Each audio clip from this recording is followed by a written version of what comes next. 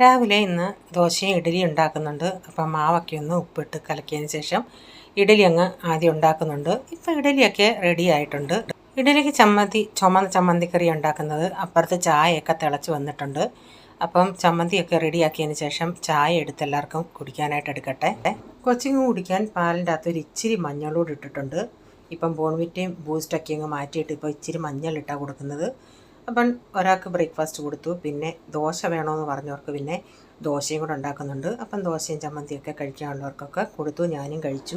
പിന്നെ ഉച്ചക്കത്തേക്കിന് ഒരു കാബേജ് തോരൻ ഉണ്ടാക്കുന്നുണ്ട്. അപ്പോൾ ഇന്ന് വെളിച്ചെണ്ണയ്ക്കകത്ത് ഞാൻ കടുക് പൊട്ടിച്ചിട്ട് ഇച്ചിരി ഉഴുന്ന് പരിപ്പൂടി ഇട്ട് പൊട്ടിച്ചായിരുന്നു. അതിന് ശേഷം സവാളയും തേങ്ങയൊക്കെ ഇട്ട് വഴറ്റിയിട്ട് കാബേജ് ഇട്ട് കൊടുത്തു. ഇച്ചിരി മഞ്ഞൾപ്പൊടിയും ചേർത്തിട്ടുണ്ട്. പിന്നെ കാബേജ് ഒന്ന് അതിൻ്റെ അകത്തെ വെള്ളമൊക്കെ ഒന്ന് വലിഞ്ഞതിന് ശേഷമാണ് ഉപ്പിട്ട് കൊടുക്കുന്നത്. ആദ്യം ഹൈ ഫ്ലെയിമിലിട്ട് നന്നായി കുറച്ച് നേരം ഒന്ന് ഇളക്കും.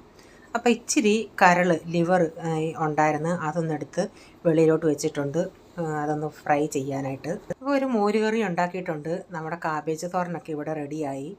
അപ്പോൾ ഞാൻ ലിവർ ഒന്ന് ഇച്ചിരി മഞ്ഞൾപ്പൊടിയും ഒരു അര ടീസ്പൂൺ ഇഞ്ചി വെളുത്തുള്ളി പേസ്റ്റും ഉപ്പും ഇച്ചിരി കുരുമുളക് കൂടെ ചേർത്ത് കുക്കറിലൊന്ന് വേവിച്ചിട്ടുണ്ടായിരുന്നു. എന്നിട്ട് ഞാൻ പാൻ വെച്ച് അതിലേക്ക് വെളിച്ചെണ്ണ ഒഴിച്ച് ഇച്ചിരി കടുക് ഇട്ടിട്ട് ഒരു സവാള, കറിവേപ്പില, ഒരു ടൊമാറ്റോ ഇതെല്ലാം ഒന്ന് വഴറ്റിയിട്ടുണ്ട്. അത് കുറച്ച് വഴന്ന് വന്നുകൊണ്ടേ ഒരു അര ടീസ്പൂണോളം 3/4 ടീസ്പൂണോളം കാശ്മീരി മുളക് പൊടിയും അര ടീസ്പൂൺ ഗരം മസാലയും 1 ടീസ്പൂൺ കുരുമുളക് പൊടിയും കൂടെ ചേർത്ത് കുറച്ചുകൂടെ അതൊന്ന് അതിൻ്റെ പച്ചമണം പോകുന്നിടം വരെ ഒന്ന് വഴറ്റിയിട്ടുണ്ട്. എന്നിട്ട് ഇതിലേക്ക് നമ്മൾ കുക്കറിൽ വേവിച്ച ലിവർ ഇട്ട് കൊടുത്തിട്ടുണ്ട്. എന്നിട്ട് അത് ചെറിയ തീയിൽ അവിടെ കിടന്നൊന്ന് വേവട്ടെ. തേങ്ങാക്കൊത്ത് വേണ്ടിയവർക്ക് തേങ്ങാക്കൊത്തും ചേർക്കാമേ. കുറച്ച് നേരം ഇങ്ങനെ തീക്കകത്ത് കിടന്ന് ഞാൻ ഇടയ്ക്കിടയ്ക്ക് ഇളക്കി കൊടുക്കുന്നുണ്ടായിരുന്നു. ഇപ്പം നമ്മുടെ ലിവർ ഫ്രൈ റെഡി ആയിട്ടുണ്ട്.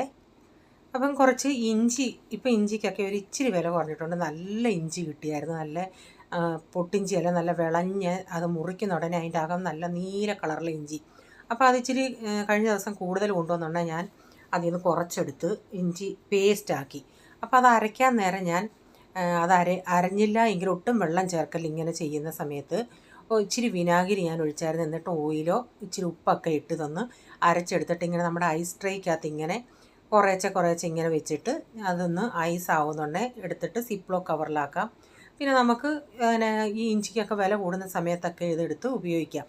അങ്ങനെ നമുക്ക് ഇഞ്ചിയൊക്കെ സ്റ്റോർ ചെയ്ത് വെക്കാം. ഞാൻ ഈ സമയത്ത് ഇങ്ങനെ കുറച്ചെടുത്ത് ഇങ്ങനെ ഒന്ന് സ്റ്റോർ ചെയ്ത് വെച്ചു.